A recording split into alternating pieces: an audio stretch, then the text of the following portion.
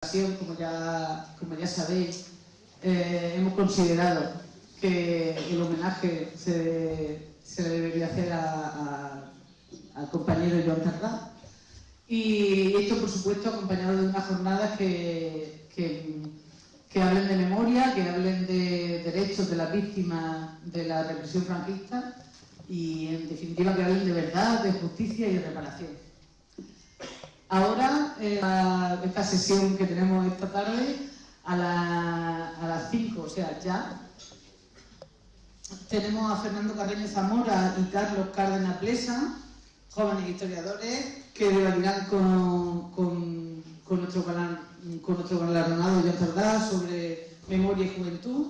A las 18:30 empieza la proyección de los vídeos ganadores del concurso Nuestro Futuro, Nuestra Historia, del colectivo AFEREN, y que serán presentados por Ana María Valencia, y ya a las 7:30 haremos entrega del premio. Gracias por estar aquí, gracias por compartir esta jornada con nosotras y nosotros, y os doy paso, el micro vuestro. Muchas gracias.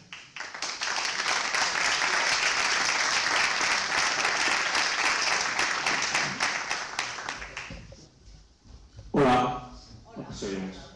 Buenas tardes, yo soy Fernando Carreño Zamora, soy, como ya han dicho, profesor de enseñanza secundaria en el Instituto Miguel Hernández de Aldama, de Geografía e Historia. También soy miembro de la Red de Educación y de Memoria, REDIM, y de Alumbre Mazarrón, de la Asociación de Memoria Histórica. Aquí tenemos a Paqui, su presidenta, y estoy muy contento de esta doble militancia que se compatibiliza perfectamente. Yo me siento, la verdad, que bastante ilusionado de estar aquí cuando Alfonso Cerón me dijo, ¿te subes tú? Y yo dije, pues si viene Tardá, que era de mis oradores favoritos del Congreso cuando yo tenía 20 años, digo que sí, tirándome a la piscina sin saber muy bien lo que iba a decir.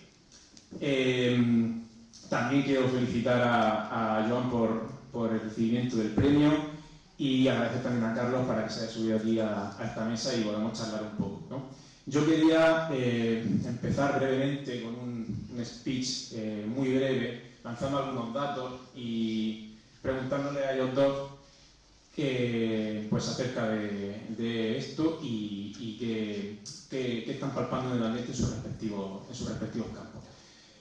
Buceando un poco en la prensa en los últimos días, hace poco El País publicó una encuesta, el 20 de noviembre, a propósito del 50 aniversario de la muerte de Franco, sobre si los jóvenes son más franquistas, ¿no? Esto es un tópico que se está extendiendo muchísimo ahora mismo, que se está hablando un montón, y no en vano se basa en algunos datos que son ciertamente preocupantes. A vuela pluma os digo que entre el 23 y el 24% de las personas entre 18 y 44 años en algún momento preferían un régimen autoritario, es decir, consideran que un régimen autoritario es preferible antes que un régimen democrático. Hay que también tener en cuenta que estos datos hay que ponerlos en contexto. La democracia sigue siendo realmente la acción, democracia un poco a veces en abstracto, ¿no? Pero bueno, un régimen de libertades sigue siendo lo preferible ante la mayoría. Hay que destacar también el sesgo de género, es mucho más pronunciado la opción autoritaria entre el encuestado masculino que la encuestada femenina. Y lo que también mostraba esta encuesta era un desconocimiento o al menos una inseguridad palpable de mucha gente, especialmente aquí ya la gente joven, sobre determinados asuntos básicos. Por ejemplo, a las preguntas de cómo se inició la guerra civil había muchísimas dudas a la hora de responder. No había una respuesta clara. A la pregunta de quiénes asesinaron a García Lorca tampoco había una respuesta clara, a pesar de que quizá los que estemos aquí nos puede parecer de cajón. O a la pregunta de qué bando cometió, bando, aquí lo pongo entre comillas, pero bueno, estamos en casa, sabemos a lo que nos referimos, qué bando cometió o causó más muertes, más asesinatos, también había desconocimiento o al menos inseguridad general, ¿no? Entonces, ¿por qué cuando estaba leyendo yo esta encuesta creo que se producen estos desajustes?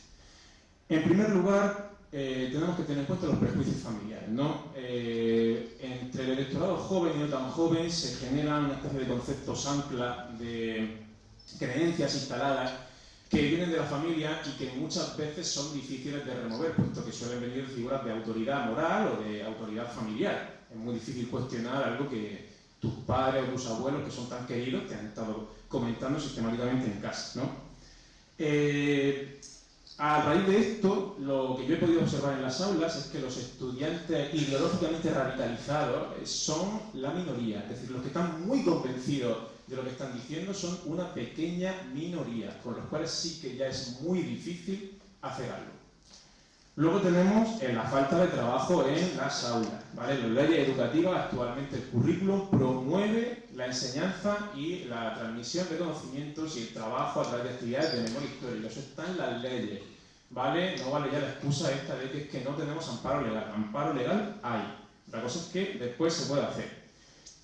En bachillerato, el problema de que en segundo queda siempre al final del curso. Esto es un tópico recurrente, pero es verdad. Al final del curso las cosas se ven mucho más rápido y la estructura que tiene el tema del franquismo en segundo de bachillerato es una estructura excesivamente legalista, que va analizando la historia con una linealidad muy clara y que hace poco énfasis muchas veces en las cuestiones sociales y en la represión. Por eso digo que hay marcos teóricos bastante estrechos que hay que superar. Y luego también pues hay parte del profesorado, pues hay una falta de formación, no tienen conocimiento suficiente para abordar en profundidad estos temas, y tibieza porque todavía sigue perviviendo por ahí aquello de que lo que pasó hace 2 generaciones no es historia, eso es política y por lo tanto de eso no se puede hablar. Y ya por último el fenómeno de las redes sociales. El fenómeno de las redes sociales, que creo que lo abordaremos más adelante, se está convirtiendo en un vehículo en las redes como TikTok, Instagram, un vehículo de transmisión de información a velocidades nunca vistas que está llenando pues el cerebro de la gente de información y ya no sabemos discernir si esto es correcto, si es real, si es un bulo, si es un tópico, si es fiable, etc. Entonces, dichas todas estas cosas, a mí me gustaría preguntarle a Joan y a Carlos cómo ven el estado de la memoria histórica en la juventud. A Joan quería preguntarle concretamente por el tema en Cataluña, más aún después del surgimiento de Alianza Catalana y las similitudes que pudiera tener con Vox a la hora de intentar captar ese voto joven. Me gustaría, por desconocimiento mío y porque nos lo cuente aquí a todas las personas que estamos presentes, y a Carlos, cómo lo está viendo desde el punto de vista de la universidad para ver cómo están llegando los jóvenes, porque tengo la ligera sensación de que es bastante diferente cuando yo entré en 2013 en la carrera y cómo nos politizamos nosotros, porque yo lo primero que recuerdo es pues Gamonal, el caso Bárcenas y estas cosas que te hacen pues acabar siendo más de un signo que de otro, y lo que hemos visto en los últimos tiempos pues no ayuda a que se pongan en valor los valores democráticos. Así que yo me callo ya y pues nada, me decís lo que queráis comentar, yo lo voy apuntando y seguimos la charla. Bueno, buena tarde.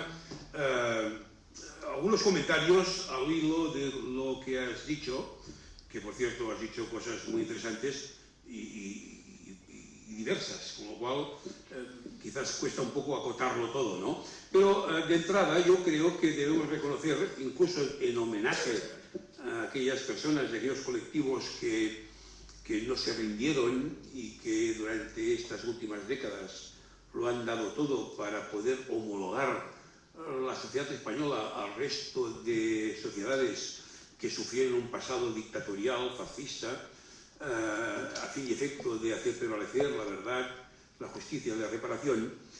Decir que en el fondo estamos cosechando lo sembrado, es decir, la democracia española se construyó, ayer lo comentábamos en otra charla, la democracia española se construyó con materiales de segunda clase, puesto que el dictador murió en la cama. En cambio, en sociedades europeas, la democracia se construyó con los materiales nobles, producto de la derrota del fascismo y del nazismo. Es decir, que de entrada, en el caso español, el modelo de impunidad prevaleció. Y además, no solamente prevaleció, sino que además se tendió a idealizar la transición. Yo tengo fijado en mi memoria un dato del año 1999. En el año 1999, el mes de noviembre, el Congreso de los Diputados aprobó por primera vez una resolución que condenaba el franquismo. en el año 1999. Y salió, en aquel mismo año, presentó una iniciativa parlamentaria, un diputado joven, que se llamaba Rodríguez Zapatero, un diputado joven que presentó una propuesta que iba firmada también por otros grupos parlamentarios, que pretendía ampliar las reparaciones a los militares republicanos.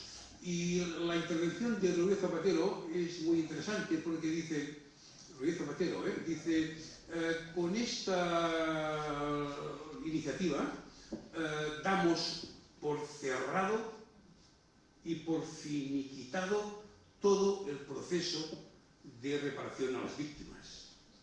Y lo decía Rodríguez Zapatero, que era un hombre joven, que durante la transición no había sido protagonista, que representaba, digamos, una generación de jóvenes socialistas, digamos, no cautivos de las miserias de la transición. Digo esto porque, en principio, empezábamos el siglo XXI así, es decir, que ya se daba por hecho que todo estaba ya reparado y que ya se había hecho justicia y que ya habíamos culminado el proceso de reconciliación, ¿no? Y la azar de la historia quiso que en el año 2004 la misma persona que había dicho esto el año 99 tuviera que aceptar la condición de los republicanos de que si quería investidura tenía que hacer una ley de memoria. Quiero decir con ello que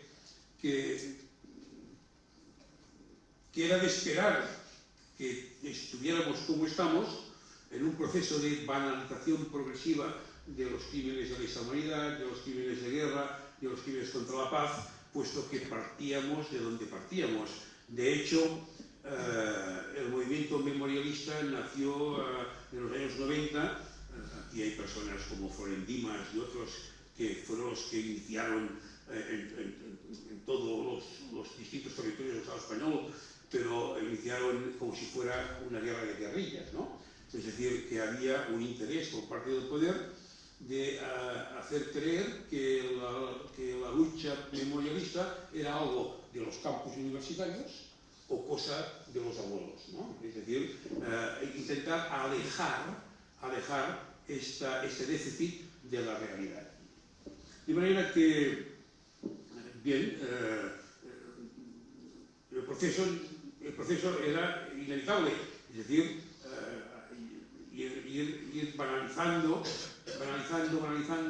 la conquista de la verdad y de la reparación e ir imponiendo un relato ficticio, es decir, la teoría de las dos violencias y intentar asociar sobre todo la reivindicación de la memoria antifascista o de la memoria democrática a revanchismo. Esta es la ecuación que intentaron y que no tenía nada que ver con la modernidad, ¿no? Es decir, la lucha por los derechos de las víctimas era algo que solamente importaba a aquellos sectores de la izquierda que pervivían en el mantenimiento del odio. Esta ha sido la batalla ideológica que la derecha digamos, pretendía hegemonizarla. Y efectivamente, en el sistema educativo se ha dado la misma actitud que se ha dado en la sociedad. Durante muchos años, diría que ha sido más producto de la militancia de los sectores del profesorado progresista que no de una voluntad institucional. Es más, el proceso se ha ido deteriorando. Por ejemplo, nosotros tenemos casos en un instituto de San Andreu de la Barca en donde el solo hecho de de implicarse por parte del profesorado en el contexto social y político de Cataluña durante el proceso les ha comportado penas judiciales, y que incluso hay por parte del profesorado de manera creciente miedo a impartir docencia. Y es cierto que existe, pues, incluso por parte del profesorado, una cierta desazón de no querer meterse en problemas, porque por parte de sectores de ciudadanos que hostigan a los claustros, no sé si es la ocurrido aquí en Murcia, pero sí en Cataluña ha habido casos de sectores políticos que hostigan los contenidos del profesorado, ¿no? De manera que, efectivamente, tengo la impresión que incluso la inspección educativa tiende en algunos casos a no complicarse la vida. Esto nos ha ocurrido también en algunos casos, ¿no? Bien, la verdad sea dicha, la batalla ideológica, sabe mal decirlo así, pero creo que se está perdiendo. Y se está perdiendo en los últimos tiempos, tú lo has mencionado antes, por culpa de las redes sociales, ¿no? Bien, ante ello, en Cataluña ahora lo que se ha fomentado mucho es la presencia de víctimas en los institutos. Ya habíamos empezado años atrás con la Michael Mahausen, cuando todavía había supervivientes de los campos de exterminio, que hicieron una gran labor yendo por los institutos y proyectando aquel documental de Alain Resnais, de la Noche y Niebla, y después pues toda la asociación de personas expresas políticas. Bien, es una acción muy fructífera, porque los chavales, cuando tienen delante el protagonista de la represión, pues prevalece el testimonio y la emoción, ¿no? Y decaen estas mentiras de TikTok, ¿no? Pero esto es una labor que debería tener, digamos, un apoyo institucional mayor. No digo que la administración no lo impida, pero, digamos, se tendría que fomentar de manera más intensa. Bien, como siempre, todo acaba siendo una cuestión de militancia. El movimiento memorialista, las víctimas del franquismo, con la tristeza inevitable de saberse que han sido miles de víctimas las que han desaparecido o ya están entre nosotros sin haber sido reparadas. Quizás esto también actúa como acicate por parte de la militancia memorialista, ¿no? Pero bien, es una lucha ardua y a veces uno tiene la impresión que siempre vamos, que ellos siempre van por delante, ¿no? Y esto es un tanto, bueno, descorazonador, pero es así. Como siempre, no hay que rendirse. Bueno, buenas tardes. Ha sido muy interesante escuchar lo que ha comentado Joan. Yo, como mi compañero me ha presentado, soy Carlos Cárdenas, de aquí de Alhama. Soy doctor en la Universidad de Alicante de Historia Contemporánea. Y bueno, siguiendo lo que hemos comentado de la cuestión educativa, que me ha preguntado por la cuestión universitaria, a ver, esto se debe evidentemente, la pregunta tiene la cuestión de que obviamente alguien que entra a estudiar la carrera de historia normalmente es un perfil muy concreto. Es un perfil concreto que no quiere decir que sea siempre un perfil progresista, no tiene por qué, pero normalmente quien entra tienden a ser personas que tienen implicación evidentemente con estas cosas, que digamos a la sociedad en general se les escapa más. Entonces la cuestión ha cambiado, o sea, ha estado esta deriva digamos, hacia la ultraderecha también en las aulas, de la que tanto se habla. Yo no creo que la carrera de historia sea exactamente un indicador, por lo que comento, por esto que digo. Porque en historia te puedes encontrar a gente incluso muy radical, pero que es, por decirlo de alguna manera, muy de nicho. Una cosa que tampoco representa una opinión general. Sí que voy a poner el ejemplo precisamente por lo que sí que tienen que pasar todos los profesores de secundaria, que es el máster de secundaria, que tantas críticas recibe, porque bueno, son críticas en gran medida merecidas. La memoria democrática, según la última ley, es un contenido transversal.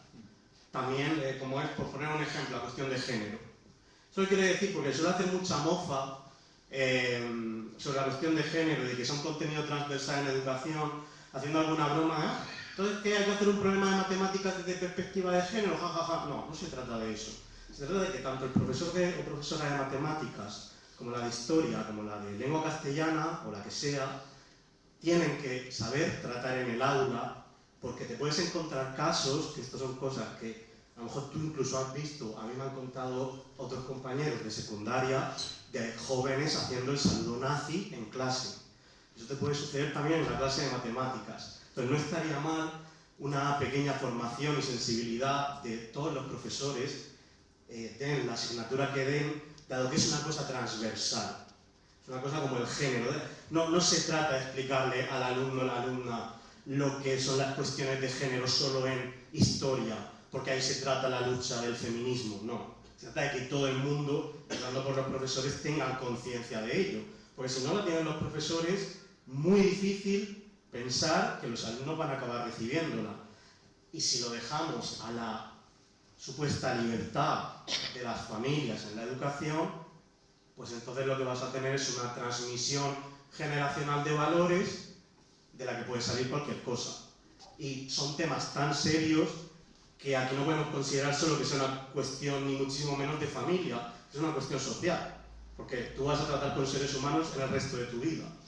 Y no solo es una cuestión educativa, también es una cuestión de formación, porque trabajes donde trabajes, independientemente de si trabajas en el sector privado o público, si eres profesor o eres cualquier otra cosa, pues estaría bien no ofender, pues estaría bien tener un poco más de sentimiento, no solo de empatía, sino de ciudadanía. Y en este sentido creo que uno de los grandes problemas respecto a esta batalla cultural que comentaba Joan, que lamentablemente puede perderse, no es ya en sí mismo, a mi modo de ver, el contenido. Es decir, que se enseñe esta cuestión, por supuesto, pero es también el cómo se enfoca la educación. Con la deriva, no sé cómo considerarla, ultraconservadora, pero a la vez neoliberal de los últimos años, yo creo que la educación se ha enfocado más, y eso se muestra en las diversas asignaturas que han ido saliendo, se ha centrado más en formar sobre todo gente para el trabajo, en formar a gente para la vida social solo entendida como el trabajo. Y a partir de ahí han salido estos típicos tópicos, por ejemplo, de que la historia es una asignatura inútil, o una carrera inútil, una carrera que no tiene salidas, etc. Esa es una concepción si quieres crear trabajadores. Sí, trabajadores, cuanto más inconscientes de lo que tienen alrededor mejor, entonces sí, es un modelo bastante exitoso. Si tú quieres crear ciudadanos, si para ti la utilidad no solo se mide en el trabajo, sino también en la capacidad de la gente para formar parte de la sociedad, que es lo que es ser un ciudadano, entonces es absolutamente útil todo esto. Entonces ese es el primer problema, pensar que esto es un contenido menor. Y en ese sentido sí creo que lo están consiguiendo, banalizar cuestiones como la de género, cuestiones como la memoria democrática, pensando que son cualquier cosa que se les ocurra, subvenciones, tiringuitos, etcétera, etcétera. Conocemos perfectamente el discurso, así que no creo que haya que repetirlo mucho más. Respecto a los jóvenes de la universidad que hacen ese máster, evidentemente no salen preparados, eso está clarísimo. No hay, que yo sepa, y yo lo he estudiado en Murcia, pero también es el caso de Alicante, no hay mecanismos para que una persona, no ya de historia, sino de cualquier carrera, pero es que aún así ni de historia, salga, se le garantice que va a salir con unos conocimientos en memoria democrática. ¿Qué quiere decir eso? Que aunque esté en los planes educativos, final va a depender de que a ti te toque un profesor concienciado o no concienciado, que se quiera meter en ese berenjenal o que no se quiera meter en ese berenjenal. ¿Por qué? Porque, bueno, hay determinados lugares, y creo que en la región de Murcia ha pasado, donde luego para las pruebas de acceso a la universidad, temas peliagudos, y peliagudo es la Segunda República, la Guerra Civil, el franquismo, tienden a no preguntarse. Esto no sé si es una cosa general en el resto de España, a lo mejor en otros lugares varía, pero claro, un profesor es fácil que diga, bueno, pues si encima de todo no hace falta que ahondemos tanto, pues vamos a meternos en otras cosas y esto lo vamos a dejar apartado. Entonces, evidentemente ahí hay un trabajo que implica regulación y eso no se va a conseguir, nadie va a regular sí porque sí, no creo que ninguna fuerza política quiera meterse salvo fuerzas minoritarias, que es el problema, si no se le exige. Entonces, por supuesto esa es la base, no va a cambiar la juventud si no se crean mecanismos para que esa juventud salga enseñada. Y bueno, ya supongo que seguiremos tratando respecto a la cuestión de por qué los jóvenes adoptan estas posturas hoy en día. Yo creo que responde a unos problemas muy concretos de la sociedad actual, que a lo mejor tú y yo, como vivimos nuestra adolescencia y nuestro estudio en una época muy, muy diferente a esta, pues evidentemente se nota muchísimo, ¿no? La gente de nuestra generación nota muchísimo ese corte respecto a nosotros, que nos politizamos pues por ahí por 2015, cuando teníamos 16, 17 años, que es que fue toda esa eclosión de las fuerzas como Podemos, fue toda la cuestión de Cataluña, fue cuando empezó a crecer, fue cuando la lucha feminista empezó a crecer. Entonces nosotros nos movimos en un sistema político que parecía tambalearse y eso daba muchas esperanzas a quien evidentemente quisiera que se tambalease para que cambiasen, aunque fuesen unas pocas cosas, pero intentarlo. Pero los jóvenes actualmente, tengamos en cuenta que yo creo que nacen en un momento que se siente como de derrota de todo eso. Entonces nadie quiere estar en el barco perdedor. Entonces yo creo que los jóvenes, simplemente ante los problemas sociales, que nosotros también los tuvimos, los tenemos, simplemente están adoptando otro paradigma. Y para mí, bueno, por ahí va simplemente encarrilado por dar esos datos. Qué buenas intervenciones las dos, la verdad es que he tomado un montonazo de notas y no va a poder ser posible tratarlas todas. Yo, al hilo de lo que comentabas antes, Joan, bueno, esto quizá aquí mucha gente lo sepa, pero quizá otros no lo sepan, respecto al idealismo de la transición. Bueno, es que eso ha sido desde hace muchísimo tiempo uno de mis caballos de batalla en educación, pero no ya tanto por militancia, que ya más como historiador. Por favor, vamos a las fuentes y no vamos solo a la transmisión de una visión del pasado que han dado las élites y ciertos medios de comunicación. O sea, que aquí ya no lo hago ni como militante, aquí ya me pongo como historiador. La visión de la idealización de la transición como modélica es que ni siquiera nacen la transición, es que eso es una tesis del tardofranquismo. La tesis tranquilizadora de todos cometimos atrocidades. Es que esa tesis se empieza a extender ya en los últimos años del franquismo. Y es la transición la que la va a consolidar. Me parece que fue Arzayus, ¿no?, en el Congreso de los Diputados, el que dijo que esto era, hablando de la ley de amnistía, es una ley de olvido también, me parece que llegó a decir. No, esto de la tesis tranquilizadora, si lo aplicáramos al nazismo, esto sería como decir, pues no sé, que habría que entender a los alemanes porque al final esto fue una cuestión de Hitler y 4 locos que engañaron a toda una sociedad. ¿Vale? Pues esto fue una cuestión de que los españoles pues tenemos la manía de cada cierto tiempo matarnos en una guerra civil y pues será propio del carácter sureño mediterráneo, ¿no? Una tontería de este estilo, pues al final es lo que subyace en este tipo de narrativa. Luego también lo que habéis comentado de que evidentemente, aunque las leyes educativas generen el marco para el tratamiento de la memoria, al final no hay un impulso decidido por muchas administraciones. Desde luego en el caso de la región de Murcia no hay ningún impulso, ninguno.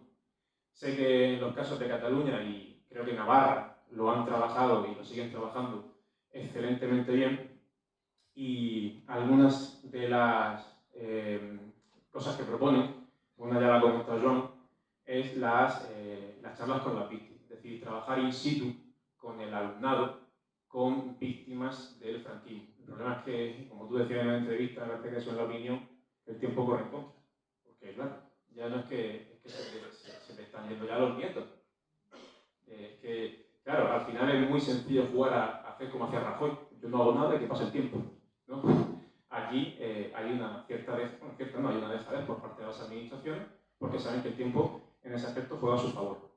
Como tú has comentado de las charlas, pues yo también quisiera reivindicar lo que hemos hecho aquí, por ejemplo, en el municipio de Mazarrón, donde he estado dando clase 3 años, como se ha hecho aquí en Alhama y otros muchos municipios, Alfonso Cerón, Paqui, que han estado dando charlas incansablemente a los estudiantes de cuarto de la ESO, de primero de bachillerato, sobre los deportados murcianos en los campos de concentración, cuando los estudiantes ven, como tú decías, John, no ya solo en este caso no es la persona, pero ver que apellidos recurrentes de tu pueblo aparecen en las listas de los deportados a los campos nazis, pues al alumnado le remueve su asiento, ¿no?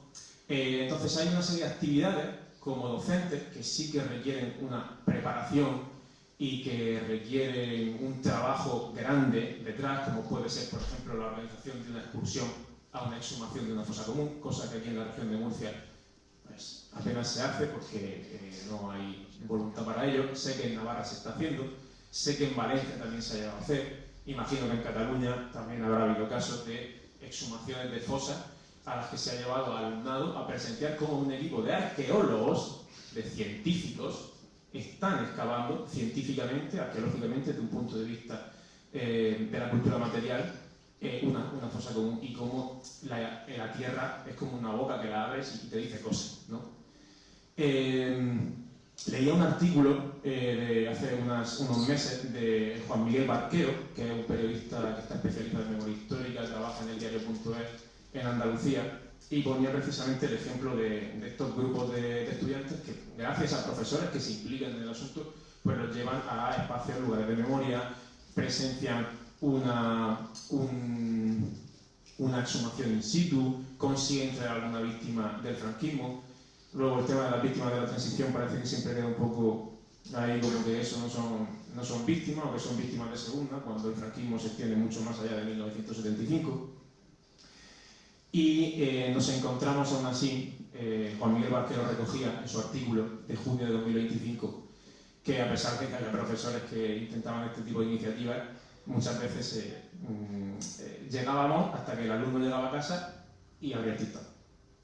Y entonces cuando abre el TikTok aparece de nuevo la banalización del franquismo, la banalización del fascismo, el tal al sol es gracioso, viva Franco es gracioso, hacer el pseudo fascista es gracioso porque el fascismo es el nuevo punk, ¿no? El fascismo es esa corriente disruptiva de personajes que encarnan perfectamente, Donald Trump encarna perfectamente esa disrupción que resulta graciosa, ¿no? al estudiantado, y que sabe que remueve a ciertos profesores. Entonces es su manera también de como jóvenes, mostrar su rebeldía, agarrarse precisamente a eso, aunque no tengan muchos conocimientos de lo que están diciendo. Si nos vamos un poco más allá y no directamente relacionados con personajes como Trump y todos estos gurús de la alt-right norteamericana, de la extrema derecha alternativa, que hace años que están preparando manuales que trasladan a sus militantes para que trabajen y el asunto de la desinformación en redes. Es decir, ellos no se esconden en ningún momento.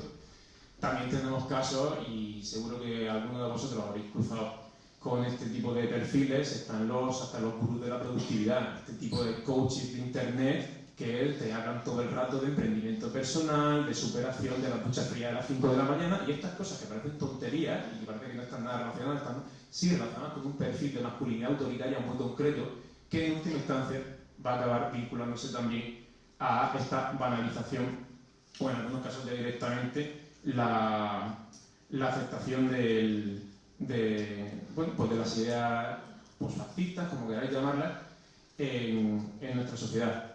Yo como profe sí que me he encontrado pues casos, como has comentado tú y demás, de ciertas algaradas, de ciertos comentarios. He tenido la suerte también de que, por regla general, era un alumnado bastante ignorante de lo que estaba diciendo, y cuando se les pone delante del espejo a explicarles cosas, pues normalmente le caen en su actitud. Yo quisiera comentar un par de ejemplos muy rápido y ya termino esta parte. sobre cosas que he estado trabajando en la última semana o en el último año, año y medio, en el aula. Y ni siquiera en grupos que tienen directamente los contenidos de Segunda República, Guerra Civil y Franquismo, como es el bachillerato o puede ser cuarto de la ESO. Estoy hablando en tercero de la ESO. En tercero de la ESO, por ejemplo. Para esto hace falta conocimiento por parte del profesorado. Solo no sabe. Cuando tú estás explicando el reinado de Fernando VII y acabas llegando a la famosa década luminosa, ¿no? Esos últimos 10 años de vuelta al absolutismo, y llega el caso de los fusilamientos de Torrijos y sus compañeros y el caso de ejecución de Mariana Pineda a Garroteville, a mí se me ocurrió un día decir, anda, pero si la última ejecución a Garroteville en España fue la de Salvador Puchastic en 1974. Y entonces, pues a mí lo que se me ocurrió decir es a los chavales, ¿sabéis cuándo fue la última? Claro, nadie se podía imaginar que ya en tiempos de sus padres siendo niñas se había producido la última ejecución a Garroteville. Aprovechamos también para ver un fragmento de una película que se llama Salvador, que protagoniza Daniel Brühl, un actor magnífico, y el corte está en internet. Es simplemente el momento de la ejecución. Y les dije, bueno, pues esto es un Garroteville. Un Garroteville no es darte un garrotazo, un Garroteville es una ejecución por estrangulación. Y se quedan cuajados. Para esto no hace falta prepararse ninguna guía didáctica, para esto no hace falta prepararse ninguna excursión, para esto simplemente hace falta tener voluntad y va siempre bien. Otro ejemplo, hablando del colonialismo y los campos de concentración. Otro de mis grandes caballos de batalla, también para la memoria histórica. La memoria del colonialismo es necesaria para comprender la memoria histórica y para comprender los horrores del fascismo. Cuando yo el otro día estaba explicando en clase, y por ahí tengo un alumno, lo sabrá, y esto ya lo había practicado en el curso anterior, cuando tú explicas el imperialismo del siglo XIX y explicas la conquista de África, puedes hablar de que los ingleses, ya en 1901, en la guerra contra los boers, abrieron campos de concentración en Sudáfrica y les explican lo que es un campo de concentración, que es un gran espacio de, como su nombre indica, concentración de prisioneros civiles, ¿vale? Que van a trabajar en trabajos forzados y demás y van a estar en unas condiciones infrahumanas. Me decían, pero es que no los mataban, pues no hace falta. Si simplemente con las condiciones que ponen ya, la gente va a ir cayendo como mosca. Y entonces les hacen la pregunta, ¿a que no sabéis quién se inventó el primer campo de concentración? A los ingleses. El primer campo de concentración con ese nombre se abre en Cuba y lo abre Valeriano Bailey, un poquito antes. Con ese nombre a la inglesa le parece una idea excelente, Concentration Camp, lo van a copiar. Y si eso, además, lo unes poniéndoles una foto y les dices, ¿y este campo de concentración de cuándo creéis que es? Esto será de 1890, esto será de 1900 poco. Digo, ¿dónde creéis que está ese campo? En Sudáfrica. Ah, ese campo está en Asia. Y entonces alguno que estaba mirando la foto, el pie de foto, decía, eso es Francia, pone la de Sumer. Digo, vale, ese campo es de 1939-1940. ¿Y quiénes son los que están ahí? Ah, pues, comprende, no parecen personas negras, que no lo son. Digo, que ese a lo mejor se llama Antonio Pérez, ese que está en la foto. No puede ser, pero sí puede ser. Estaba hablando del siglo XIX en tercero de la ESO. No estaba hablando del franquismo, no estaba hablando de la guerra civil, no estaba hablando nada de eso. Conexión pasado-presente. Lo que ocurrió y lo que sí que nos afecta por las últimas generaciones. Y un tercer ejemplo, y con esto cierro. Tenemos muchos alumnos migrantes en la región de Murcia. Yo esto lo practiqué el año pasado, por ejemplo, con aulas en las que me encontraba más del 50% de alumnado de origen migrante. Es tan sencillo como ponerles después un documental en el que ahora no voy a entrar, sobre el esclavismo, y les dije simplemente, preguntad en casa estas 3-4 preguntas. Y te encuentras con que alumnos que tú tenías en clase, sus padres habían venido en patera, se habían jugado la vida en el mar. Y fue un experimento bastante enriquecedor, que compartieran que sus abuelos o sus padres habían pasado por esa situación, ¿no? Esto no hace falta prepararse en ninguna guía didáctica, ¿eh? Estas son actividades que vas haciendo del día a día y que las evalúas como tarea con un 30%. ¿Vale? Así que se puede, pero hay que tener voluntad. Sí, de hecho, como que yo estuve durante 27 cursos también en secundaria y aprendí oficio haciendo lo que tú dices que haces ahora y digamos que me siento representado por ti en mi juventud, ¿no? Sí, efectivamente. Pues ahora imagínate que estas didácticas hechas desde la resistencia y a veces desde el puro compromiso individual hubiera respondido a una política educativa institucional, ¿no? Es evidente que los avances hubieran sido enormes, ¿no? Porque sí, todo depende de, digamos, de la existencia en los claustros de personas comprometidas que muchas veces lo que hacen es trasladar al aula su compromiso político también fuera del instituto, ¿no? Es decir, que de alguna manera se trata digamos, de no supeditarse a los currículos a veces oficiales, ¿no? Bien. Yo insisto en esta idea de la banalización, porque también sufrimos las consecuencias de la falta de referentes institucionales, ¿no? Imaginaros que bien, vivimos en un estado coronado, ¿no?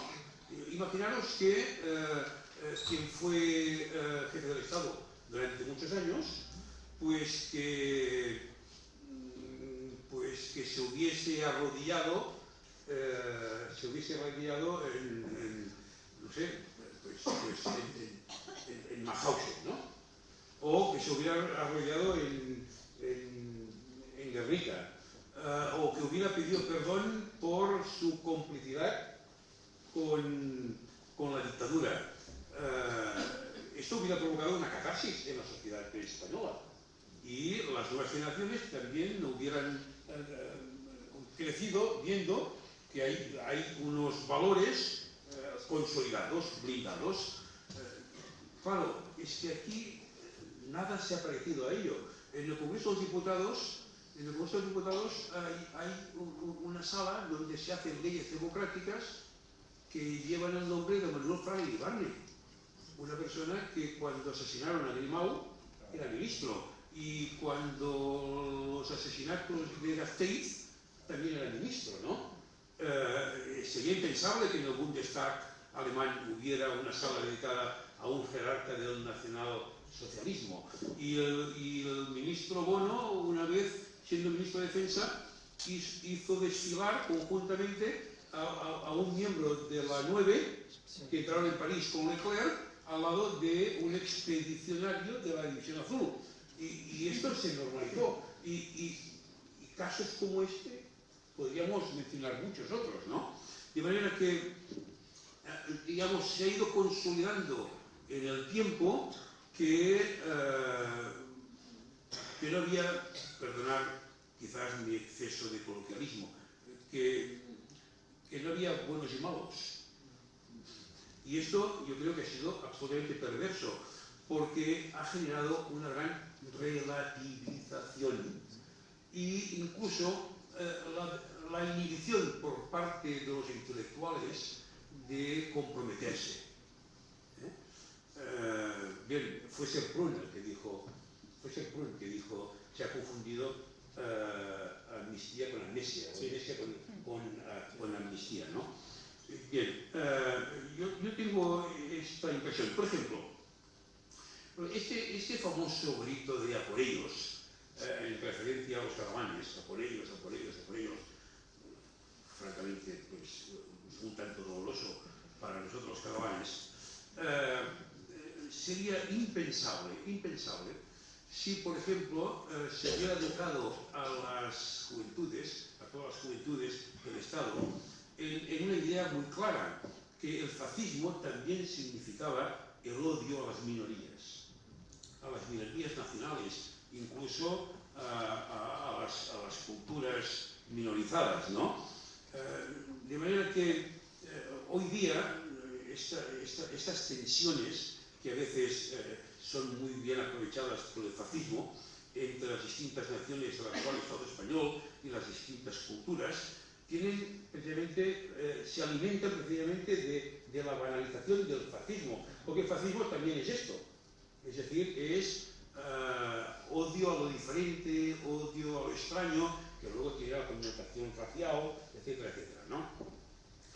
Y eso tiene que ver mucho, pues yo recuerdo que, hablando una vez con un ministro de los jóvenes del segundo gobierno de Zapatero, cuando le contábamos todo esto, que lo importante era hacer una ley de la memoria que reconociera todas las diversidades y que se reparara a todas las víctimas, a todas, incluso a las incómodas, por ejemplo, a las víctimas de la transición, ¿no? Y que era importante el tema de explicar que la asociación que hay entre fascismo y españolismo, ¿no? Y cómo esto era importante porque al lado teníamos que hacer una ley para que todos los ciudadanos del actual Estado español en la enseñanza reglada tuvieran la oportunidad también de aprender catalán, gallego o euskara si quisieran. Es decir, que un niño murciano, andaluz, a lo largo del sistema educativo pudiera aprender también, al menos ofrecer la posibilidad de aprender catalán, aprender gallego, y a un niño catalán también la posibilidad de aprender gallego, euskara. Es decir, que esto era justamente poner en valor los valores también de las comunidades, ¿no? Y yo recuerdo que este ministro me miraba y debía pensar, este tío está loco. Y yo lo miré a los ojos, buena persona, ¿eh? Y lo miré a los ojos y digo, me parece que como si te estuviera hablando de la toma de Tetuán, ¿no? Porque, es decir, incluso personas que pretendían acercarse a entendernos y a buscar soluciones, estaba tan consolidada ya que esto ya ha pasado, ¿no? Si el fascismo no volverá, estáis hablando, sois unos alarmistas, ¿no? Al revés, esto no, al final, cuando han venido este tsunami reaccionario, nos ha cogido, no sé cómo se dice, en catalán decimos, hay una expresión muy popular, hemos pisado dentro, ¿no? Sí, nos ha cogido a todos todo que cambiar, ¿no? Sí. Y yo creo que esto sí que deberíamos aprenderlo, porque si no, sí, son tiempos inciertos. A mí creo que tienes razón que también hay un poco de pose por parte de los jóvenes, una actitud provocadora, porque como decía un compañero, porque yo también soy, mis amigos son todos del mundo de la enseñanza y experiencia y tal, y ahora, típico, entra el profesor de catalán, de lengua catalana, en la aula, y lo primero es ¡Viva España!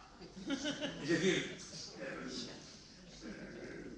el profesor de historia, si aparece con un pendiente aquí, dicen este es de la CUP, o es de Podemos, pues de tal, y ¡Viva España! Es decir, que ahí también, ¿no?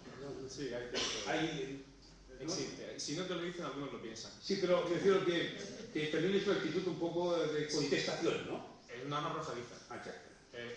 O sea, la bandera se convirtió, siempre lo así, porque el nacionalismo español el nacionalismo extremo español tiene esa característica de que es en tanto que los otros no son. Eso no solo le pasa al nacionalismo español, le pasa también a otros nacionalismos. Le puede pasar, por ejemplo, al nacionalismo inglés, con el caso escocés, con el caso galés, ¿vale? Su esencia es en tanto que niega a los demás. Y en este caso niega a sus minorías nacionales. Otros nacionalismos, como puede ser el caso francés en el siglo XIX, en el siglo XX o el alemán, tenían como gran enemigo el vecino continental. En este caso era Francia o Alemania y viceversa. Pero España entonces no tenía esos grandes enemigos continentales. Entonces se empiezan a fraguar con la construcción de los enemigos internos. Son interiores, ¿no? Así es.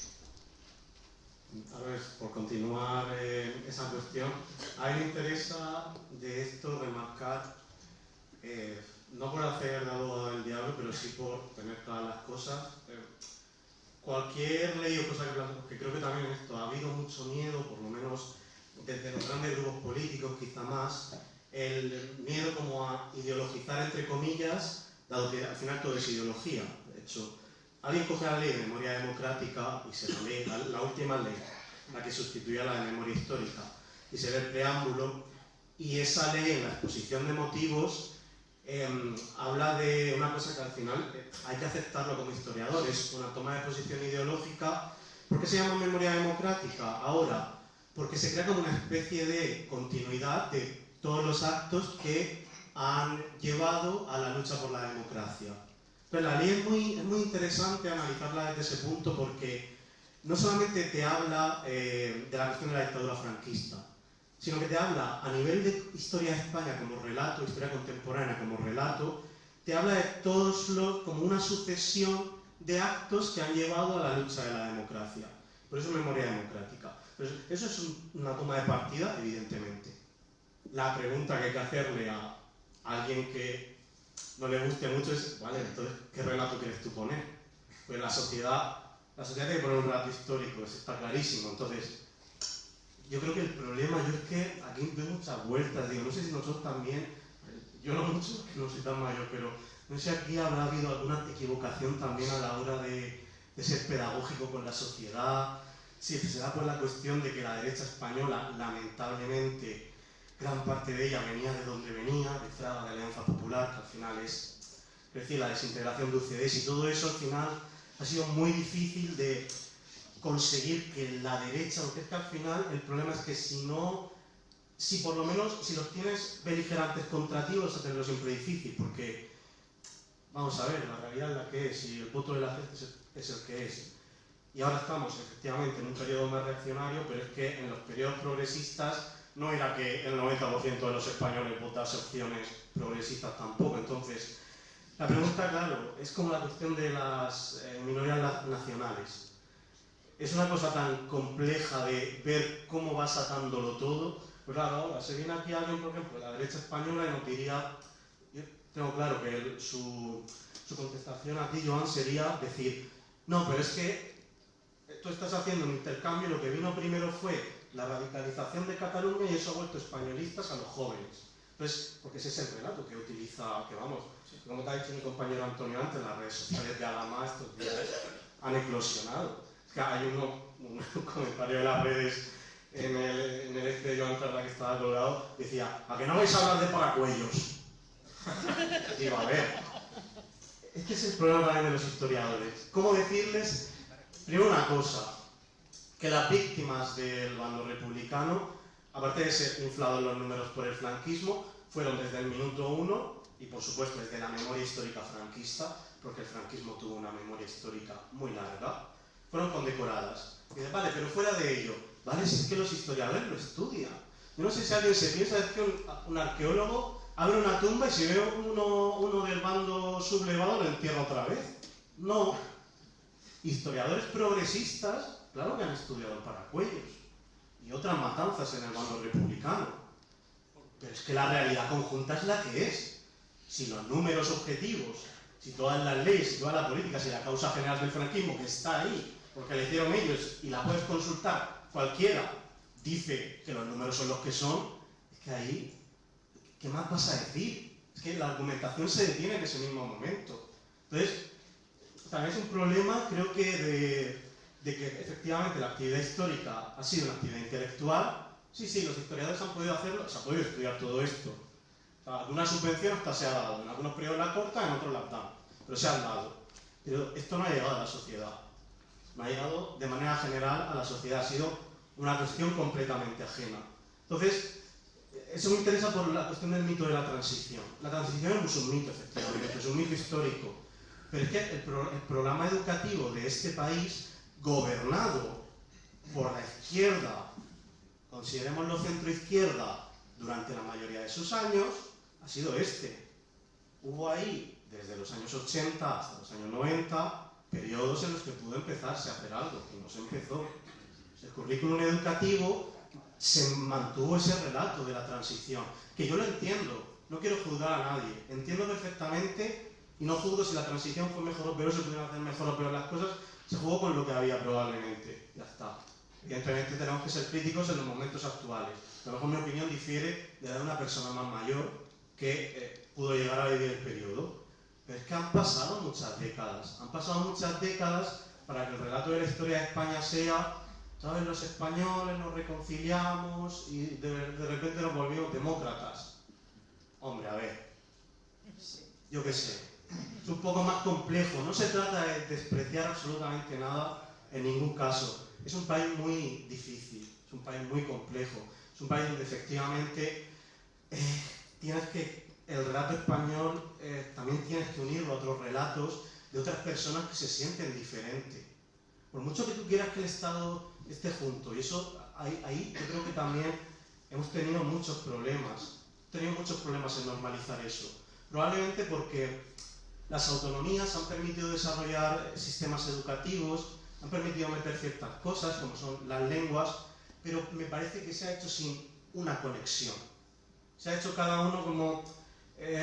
para mí ha faltado eso, para mí ha faltado esa conexión, para mí ha faltado el que ahora tengamos, por ejemplo, un profesor y diputado catalán aquí hablando en Murcia, se ha despertado una polémica simplemente por su partido político. Cuando te puedes estar de acuerdo o no creo que Joan Tardá tenga ningún problema en debatir con cualquier persona mientras sea un debate respetuoso. De hecho, probablemente tenemos muchas cosas que no tengamos en común respecto a cuestiones nacionales, pero ¿cuándo se ha abierto esto? ¿Cuándo se ha podido debatir?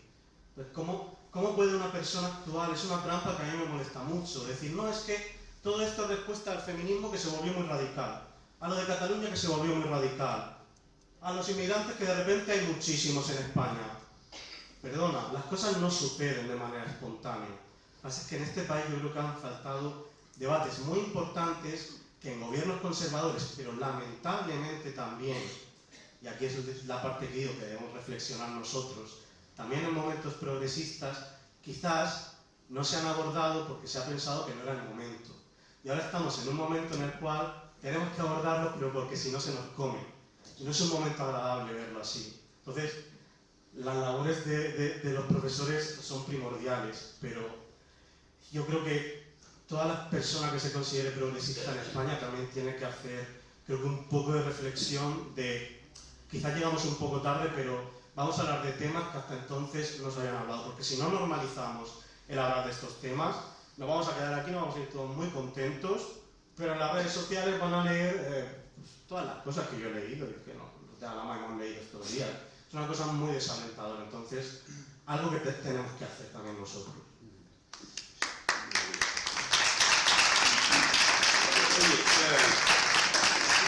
Me ha venido a la cabeza una anécdota que le contaba a la Bordeta. Decía que respecto que en su pueblo, en un pueblo de Aragón, se encontró una persona que había caído herida en el bando republicano. Y en el pueblo había otros que habían caído también heridos en el bando nacional. Y decía este hombre, mientras los de bando nacional toda la vida han sido en el pueblo considerados caballeros mutilados, yo toda la vida he sido un puto cojo. ¿No?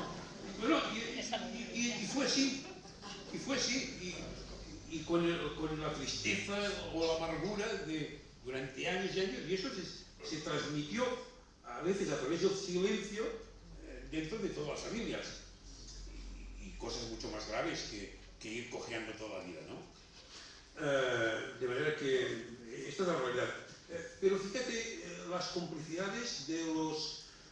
porque el nacionalismo catalán, por ejemplo, Pujol, como el nacionalismo vasco, PNV, también fueron padres fundacionales del régimen del 78, porque el régimen del 78 se basa precisamente en esto, digamos, en el pacto entre franquistas y demócratas, y de entre los demócratas también los nacionalistas catalanes y vascos, ¿no? Hasta el extremo que hasta el año 2004, cuando llegó otra vez un grupo republicano al Congreso de los Diputados, que no había estado presente desde las Cortes Republicanas, hasta que Esquerra Republicana no alcanzó un grupo parlamentario en el 2004, ningún partido catalán, es decir, Convergencia, que además en aquella época incluso había sido en algún momento determinante para conformar gobiernos de derecha o de izquierda, ningún grupo parlamentario catalán había presentado una iniciativa a fin y efecto que el Estado español declarara nula e ilegal la sentencia al presidente Lluís Companys. Es decir, hubo un pacto tácito, no firmado, no hacía falta firmar ningún papel, para que todo quedara ya de una vez por todas enterrado, ¿no? Es decir, esta fue una realidad. Es más, ¿os acordáis de un político que se llamaba Durán y Lleida, ¿no? Sí, vale. Mejor no recordarlo mucho, pero bueno. Durán y Lleida formaba parte de un partido que se llamaba Unión Democrática de Cataluña, que es un partido demócrata cristiano, que a pesar de ser demócrata cristiano estuvo con el Frente Popular, un caso singular para estudiar y aplaudir. Y su fundador, Carrasco Formiguera, fue fusilado en Burgos. Cuando nosotros en el año 2004, el mes de octubre, presentamos la primera iniciativa respecto a Lluís Companys, y que fue aprobada porque el PSOE nos votó a favor, al cabo de 3 semanas, supongo que muerto de vergüenza, Durán y Lleida presentó también una iniciativa para que también el gobierno español declarara nula la sentencia del fundador de su partido. Es decir, que posiblemente no lo hubiera hecho. Digo esto porque esta es la realidad, la idealización de la transición. Claro, y cuando hablabas, yo recuerdo que todavía tuve la oportunidad de tener una buena relación con Carrillo en Madrid, cuando ya los últimos años de su vida, y él, que era una persona, digamos, muy interesante de escuchar, también era muy consciente que todo aquello que tuvo que hacerse de sacrificio, por ejemplo, aceptar el Partido Comunista, el Comité Central del Partido Comunista, aceptar la presencia de la bandera monárquica y poner la bandera republicana en el desván, ¿no? De todo lo que no pudo hacerse durante la transición en aquellos años, sí que hubiera sido posible, como mínimo, revisar un tanto de aquellos déficits en la década de los 90, cuando ya no había ningún peligro de involución, ¿no? Ahí, y esto es lo que realmente, yo creo que esto es lo que realmente... Me estás diciendo que tenemos que ir pero... Yo creo que esto sí que fue algo que cuesta de digerir, ¿no? Sí. 5 minutos. Sí, pues nada, pues por ir cerrando, yo voy a recoger el guante de 2 cosas que habéis dicho. Cuando tú has mencionado, Carlos, la causa general, que fue el gran proceso de legitimación del franquismo, creo que llegó a cifrar en 80.000 las víctimas en la retaguardia republicana. A Franco le parecieron pocas y estaba en la cifra inflada. ni siquiera le valió eso, ¿no? Y lo que no hay que tener es ningún miedo, por supuesto, como profesor de historia, a abordar los procesos traumáticos y los procesos de violencia política a lo largo de la historia, con alumnos de universidad y con alumnos de secundaria. Es que qué problema hay en decir que la violencia que se produce en la retaguardia republicana se concentra en 3-4 meses, que tiene una direccionalidad clarísima abajo arriba y que se ceba con grupos concretos, y que una vez se puso bajo control de las autoridades, esa violencia cesó y pasó a los tribunales. Pues sí. Vale, correcto. Pero es que parece que eso se tiene que decir. Ya está. Es que como ha dicho Carlos, cuando un arqueólogo está excavando, por ejemplo, los compañeros de Arqueoantro que trabajan en Valencia y en el frente de... no sé si está en el frente de la está en Castellón, por lo menos. En Castellón seguro que está. Cuando van a una trinchera franquista, esconden los restos de un soldado del ejército sublevado. Pero eso, ¿quién se le puede pasar eso por la cabeza? ¿No?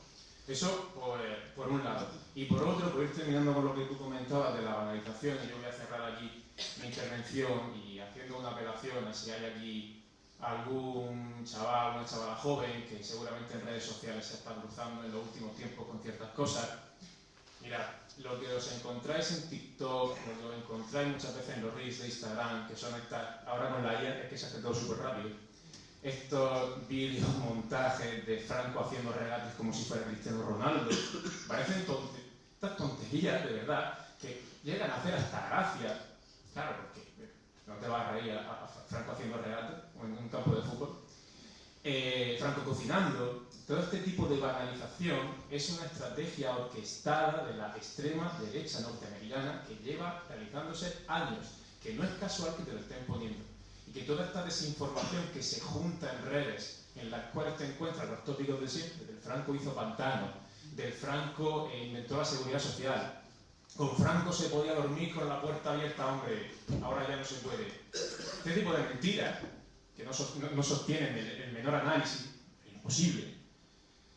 Cuando os encontréis también, jóvenes, los típicos eufemismos extendidos también por la extrema derecha norteamericana, que han tenido su relación a España en el estos no comen jamón, el tío A, ¿vale? Estos eufemismos para decir el tío A es Hitler, no comen jamón es musulmán, ¿bien? Todo este tipo de expresiones que utilizamos, que se pueden llegar a utilizar incluso sin la intención de herir, al final están generando un pozo, porque el lenguaje es performativo, que irá avanzando y avanzando y avanzando y avanzando hasta que no sabemos distinguir ya absolutamente nada de si lo que estamos diciendo no lo queremos de verdad o no lo creemos. Y entonces ya será demasiado tarde. Así que, vacuna puesta y a saber lo que estamos viendo y consumiendo. Muy bien.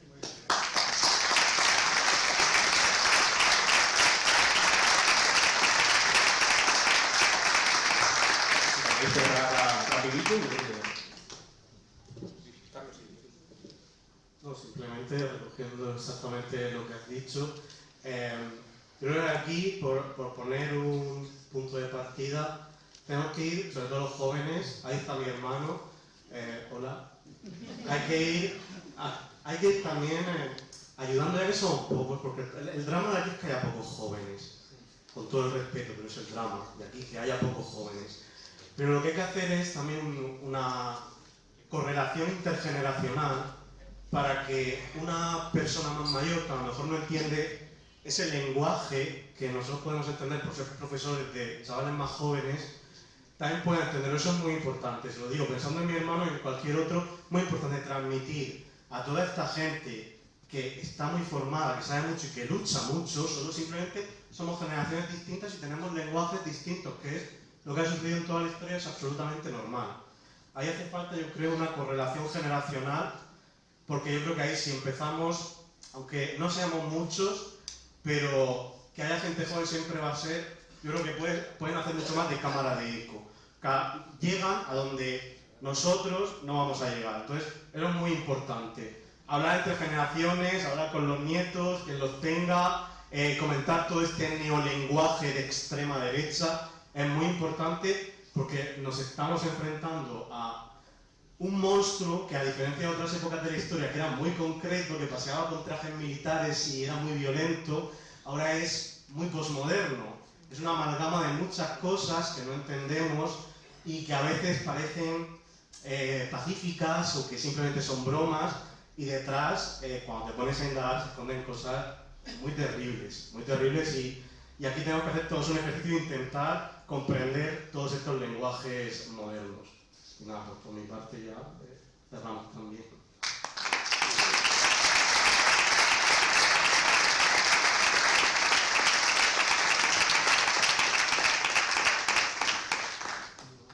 Bueno, no, yo solamente tengo una incertidumbre que me corroe, que es que tengo la impresión que la historia se ha acelerado mucho, que todo va muy deprisa, y quizás porque sois jóvenes, quizás no lo percibís tanto como a nivel de impotencia como la puede percibir una persona con ya 72 tacos como yo, ¿no?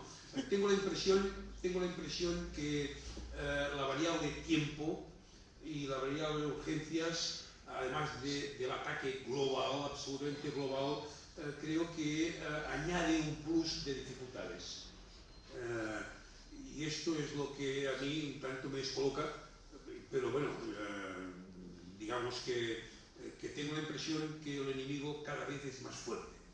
Y siempre el sueño del republicanismo histórico siempre había sido que la cultura haría libre a las personas, que la cultura, y por eso el republicanismo siempre había luchado en contra del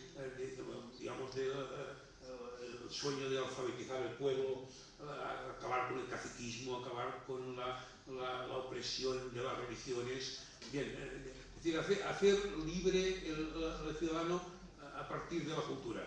Bien, nunca habíamos tenido nunca habíamos sido capaces de socializar la cultura como ahora, clase obrera, las clases populares había accedido como ahora a los conocimientos tecnológicos y culturales y en cambio parece como si nunca atrapamos la historia, ¿no? Bien, no sé, supongo que va a falta poner mayor empeño, pero digamos que el enemigo cada vez es más fuerte, esto es así, ¿no? Y bueno, el maldito capitalismo y el maldito dinero, ¿no? Más que no me he entrado ahí. Ya, no, me refiero que un poco la sensación esta, ¿no? De que sí, la capacidad de manipular cada vez es más... ¿no? No, pero a raíz de lo que dices, yo he hecho preguntas a los jóvenes en mis clases de ¿vosotros creéis que vais a vivir mejor que vuestros padres? La respuesta unánime es no.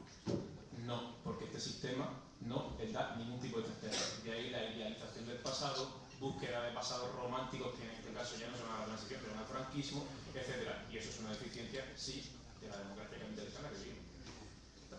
Pero tenía que ir a la fuente de cuál es la causa del mismo sistema capitalista, ¿no? Pero bien, más. Es para otra charla.